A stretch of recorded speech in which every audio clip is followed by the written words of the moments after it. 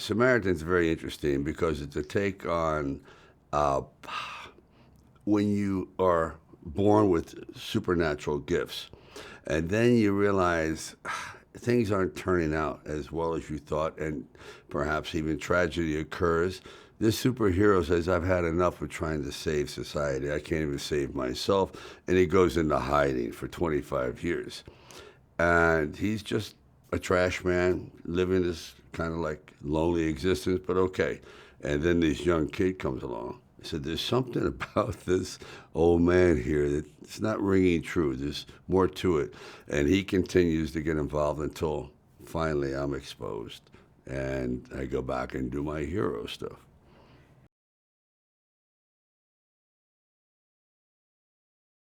I have a knack for that particular kind of mythology, action films, but also has heart and in relation to other people. So they can say, oh, that's like my father and son situation and so on.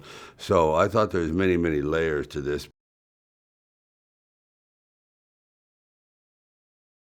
He's like growing a beard and he works trash can, he collects old objects and fixes them. And that's symbolic of him trying to maybe fix himself. And then you have this kid who is kind of a spark plug for the whole movie. The genesis of why the film actually is happening is through his eyes.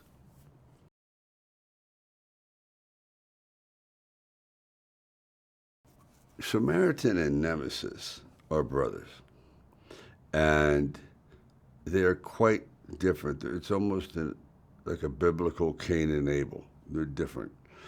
And they start to grow apart until finally they become adversarial. One is trying to keep the city a wonderful place to live, safe, and the other is trying to destroy it and turn it into a corrupt situation, kind of like Batman and Joker. It's your classical adversarial situation, except they're brothers. And then an event happens one night that has some pretty tragic results, and one of the brothers disappears.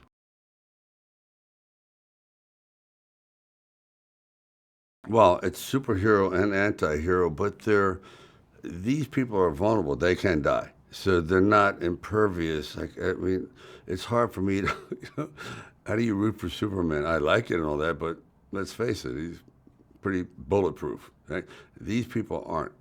And they rely upon extraordinary strength and temperament to do amazing things. But they still have one foot in reality that, yeah, this is, they're not, they don't walk around in uniforms. They're like everyday people that you don't know are there. Kind of like if your neighbor was a vampire, you go, really? Okay. He looks like us.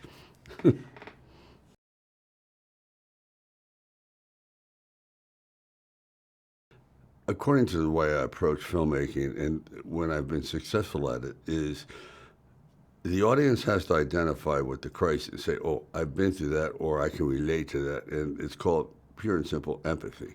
If they're not empathetic to the situation, then emotionally they're not involved. If they're sitting back and they're watching Transformers, they're like, oh, I'm not going to be emotionally involved, but I'm going to enjoy the visual banquet, but my heart's not beating fast, that kind of a thing. So if you can get the emotionality, and that's what this has all the way through. You have a child with no father, and then you have me isolated, getting older, so there's a combination of very realistic situations coming to fruition.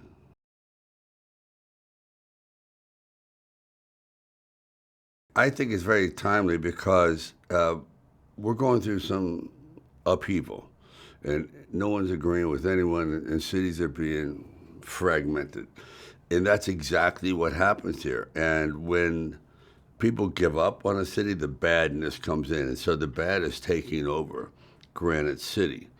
And it's just a classical format about how do you take back what is yours that you built. And I sort of lead the way, but the whole neighborhood now goes, we got to start doing it on our own because after the last situation, we don't know where I go. And now they're sort of left on your own. It's really a morality tale, but very, very exciting to watch.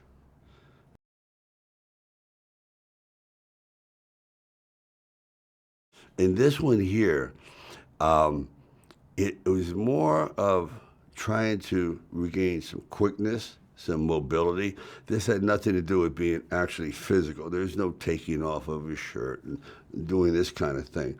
I wanted to be more invisible. In other words, you wouldn't be able to pick him out and say, "Oh yeah, look at him. That guy's all yoked up with a big neck." It's pretty obvious. He blends in because that's what he wants to do. He wants to be Joe Smith. I mean, I even chose about the most simple name I could find, Joe Smith. Joe Schmo was taken, unfortunately, but Joe Smith was there.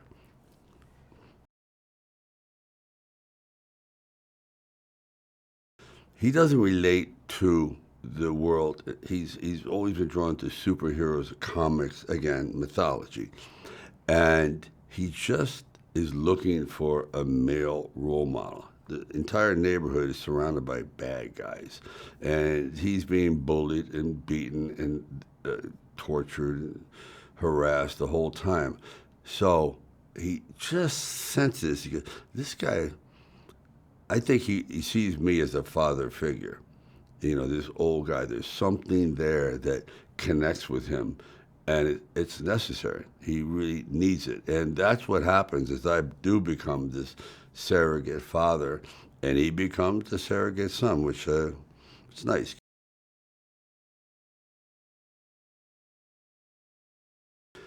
The kid is necessary because there's no real valid reason why I'm so, we'll just say, exiled from life. I mean, yeah, okay, you've had some bad blows, but stop feeling so sorry for yourself. And this kid sort of brings that out of me, which is necessary. So I needed him for growth. Like I was feeling a pity party. I was. I'm trying to think, why would I do this? Why would I stay in the same city and be a garbage man? That's sort of a cry for help. Hey, discover me, but in the meantime, I'm not going to help. But otherwise, if you really didn't want to be part of society, you would have left. Gone to some other country. So there's a lot of little things in there, if you read into it, where every character is necessary to support the other character. Rocky would have never been Rocky without Adrian and then the brother Paulie, then Mickey. They were the building blocks. Otherwise, I was just a bum, and he knew he was.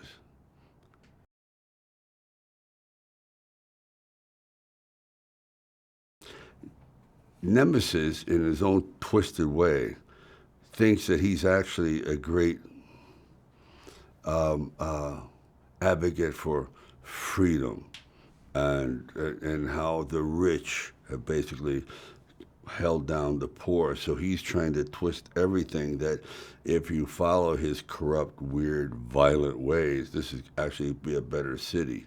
Kind of reminds you, it's this dictator mentality, and that's what it is.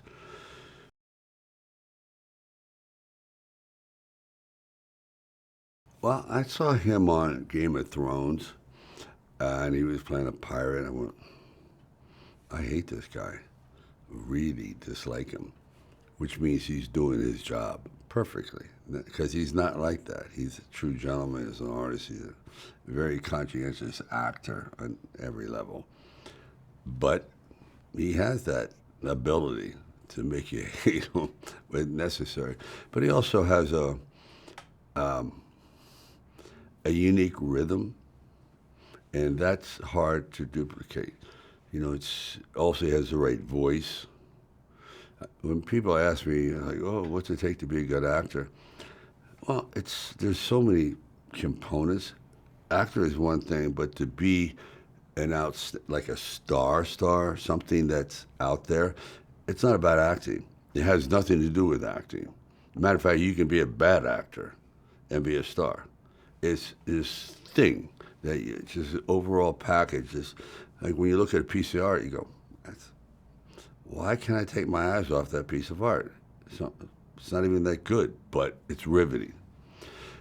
That's what he is. You just watch him wherever he goes. You don't, oh, he doesn't blend in, okay, ever. He doesn't blend in.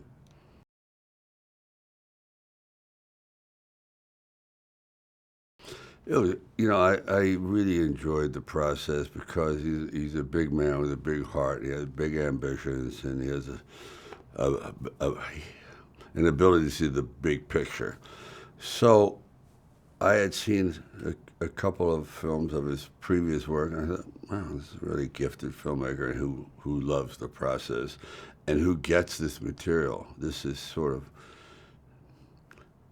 it's a smart call for him because this is his wheelhouse, sort of. You know what I mean? It's one thing. Everyone thinks they can direct everything. You can't. You focus on what you're really good at, and you're that kind of director. Whether drama, action, Shakespeare, this, that, you name it, comedy. You can't do everything.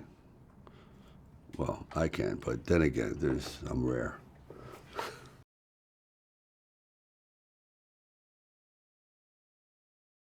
I think this movie's going to sneak up on them.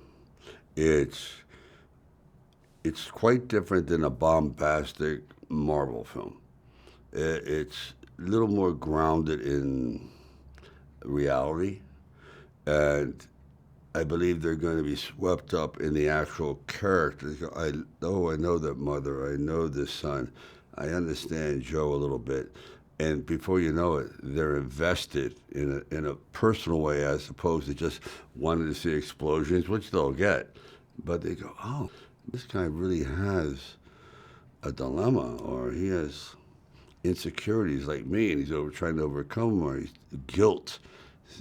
So all the emotions, and that's what I try when I'm on my game. The more of those things I can relate to, and not try to be vain. You know, yeah, it's all about me. No, it's all about them. It's all about the audiences pushing the story forward because they like it.